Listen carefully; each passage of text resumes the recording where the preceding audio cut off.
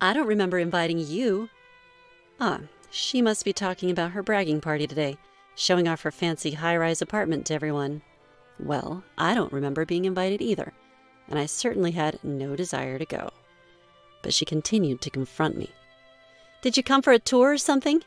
You, who can only afford such cheap and unimpressive clothes for your own daughter? She smirked, looking down on me. Hearing this, I decided to fight back. Is there a reason I shouldn't be here? Yes, this is no place for someone as poor as you. With one sentence, I stopped Jasmine in her tracks. As my words sunk in, her face turned ashen, then quickly flushed with anger. She couldn't believe what I had said and called me a lying bastard, which was rather amusing. My name is Ellen, and I'm a homemaker. I did want to work, but at my husband's request, I decided to focus on our home. But every day is filled with joy as I work hard for my family. My loving husband, our dear daughter, and I lead a life full of love and dedication. This story took place a few years after my daughter was born. She had grown up, and it was time for her to attend preschool. Among several options, my husband and I chose the preschool where we believed our daughter could grow freely. At first, she was a little nervous, but she soon made many friends and enjoyed her days at preschool. I also made new friends, other moms, thanks to our children's friendships. But not all of these connections were pleasant. While most of them were kind, there were a few who always tried to one-up everyone else. The leader of this pack was Jasmine. According to other parents, Jasmine was a homemaker too, but her husband worked at a famous company. She seemed to brag a lot about being the wife of an employee at such a notable firm. Her stories were always about luxurious hotels, trips abroad, or buying designer items. Just recently, I had to listen to her boast about her lunch at a renowned chef's restaurant. While Jasmine seemed to have a few friends among the moms, I didn't want much to do with her. But it seems like we can't always choose who we encounter. On holiday, I took my daughter to the park and unexpectedly ran into Jasmine. "Oh, hello there," she approached me. Jasmine was dressed in an elegant, tight dress with delicate, strappy mules. Everything about her screamed expensive. It was all so outstandingly flashy and beautiful. Not exactly the outfit one would expect for a park outing with a child. "Hello," I managed to respond, doing my best to hide my discomfort. She then erased her expression and stared at me. I was puzzled, wondering if I'd done something wrong. But then I realized her gaze was focused on my daughter standing next to me. Upon seeing my daughter, Jasmine chuckled in a derisive manner, looking at me with a smirk, and then she turns to me with the smirk. "Hey, where do you buy your daughter's clothes?" I wonder why she's asking. Her next line answers my question quickly. "Those clothes look quite cheap. Don't you feel bad for your daughter?" Indeed, my daughter was wearing a simple t-shirt and skinny jeans that you could find anywhere. But it's not ragged, and I never really paid it any mind, so I just chuckled and let it slide. It seems like any response I give would just invite a counter-argument, so saying anything now would only lead to a headache. Better to avoid unnecessary confrontation. Seeing my forced smile, Jasmine apparently assumed she'd hit a nerve. With a triumphant look, she said, "If you can't afford anything better, let me know. I can give you some of my kids' old clothes. They're second-hand, though. If you want, I can even give you some of my clothes." I had no particular desire to accept her offer, so I responded vaguely with, "Sure, I'll keep that in mind if I ever need to." By this time, our kids were engrossed in different play equipment, so I was eager to end the conversation. "My daughter seems to want to play somewhere else, so I have to go," I told her. "Well, if you ever need help with clothes, don't hesitate to tell me." She waved flamboyantly, and we parted ways.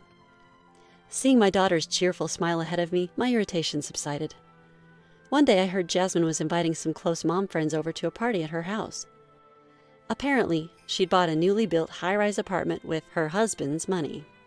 She probably planned to show off the apartment during her home party. I was not invited, but I had no interest in a party thrown by Jasmine and figured it would just be an opportunity for her to boast, so I didn't care. Rumor has it that there was a dress code for the dinner party. Apparently, the guests were instructed to wear ostentatious, brightly colored, and beautiful dresses, which aren't usually required at a casual home party. I also heard that moms from relatively affluent families were invited. Sure enough, looking at the guest list, there were moms with husbands working at global companies or whose families owned large pieces of land. The dress code was probably there to filter the guests.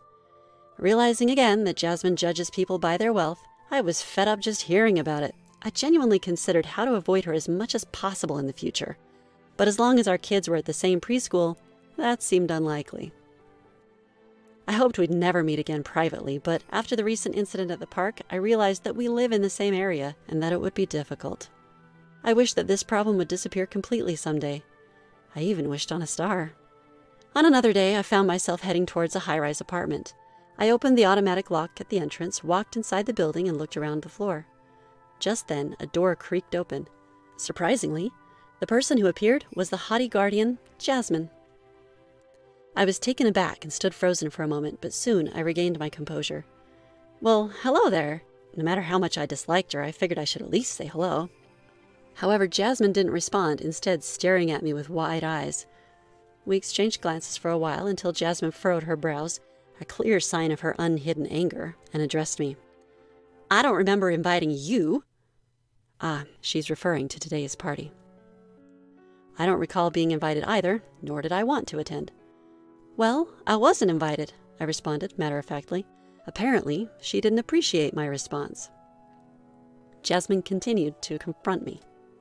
Why are you here if you weren't invited? Why am I here, you ask?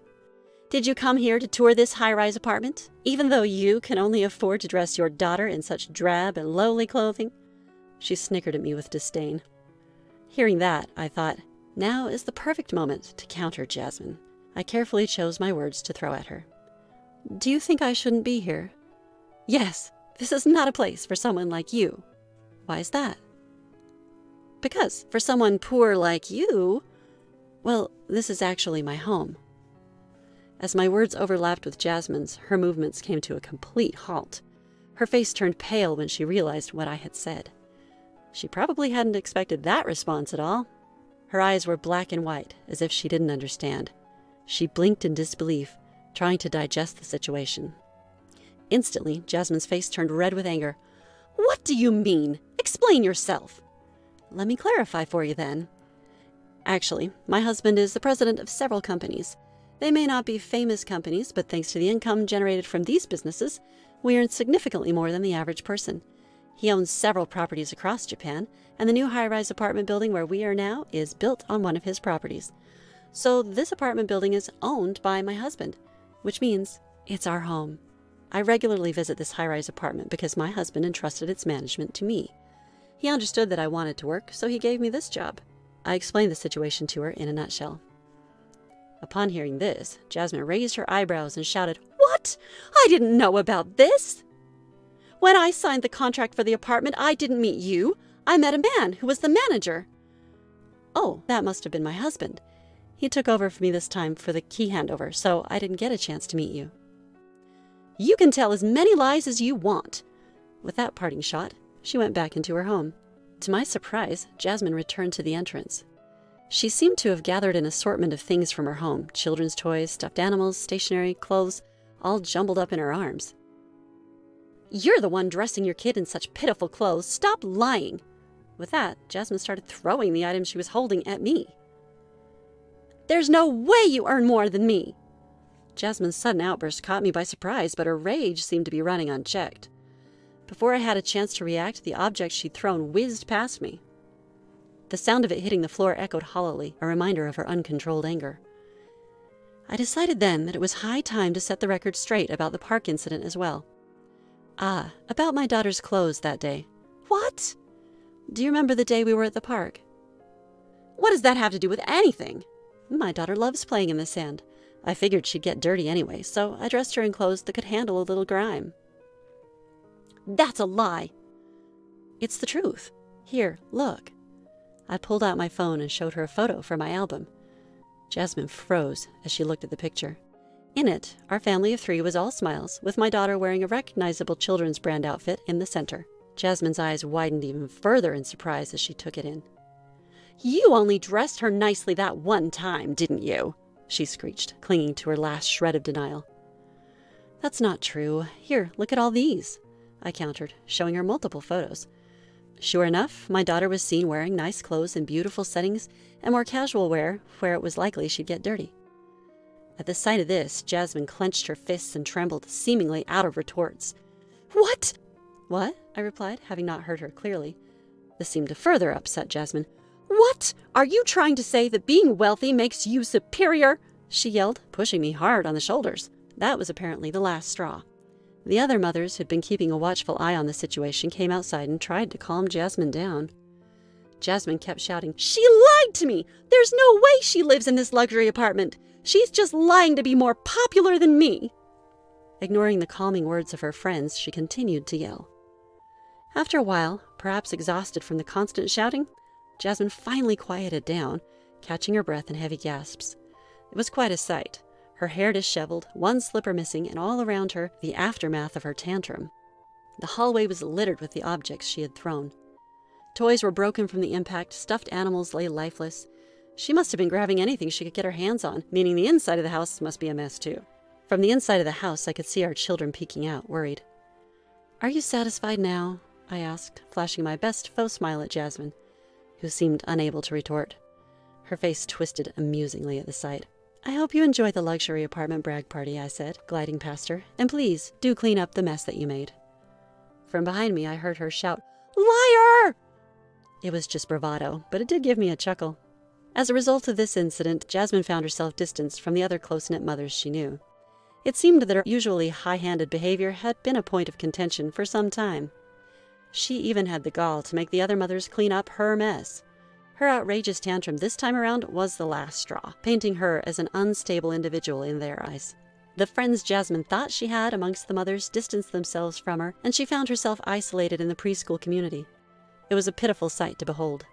To add insult to injury, rumors began to circulate that Jasmine had gotten a divorce. It was said that she was living lavishly off her husband's money, jet-setting on international trips and splurging on designer brands. This issue was the straw that broke the camel's back, as it was said that her spouse's affection and interest in her had already been waning. The incident where Jasmine threw objects at me and refused to clean up her mess was the final blow that pushed her husband over the edge. Jasmine reportedly pleaded, "Please, don't leave me." But her husband responded, "I never thought you would stoop this low. I can't stay with you anymore. I'm going to take custody of our child." And just like that, Jasmine was left all alone. Their marriage had been a secret affair where the two had eloped to a distant land. Hence, Jasmine had no one around her to lend a helping hand. Jobless Jasmine, having lost her means of living, was in a tough spot.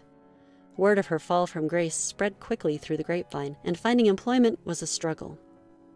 Eventually, Jasmine managed to find work as a part-timer in a supermarket, and was said to be living in a run-down 50-year-old apartment with doors that creaked and groaned. It was reported that she was barely scraping by.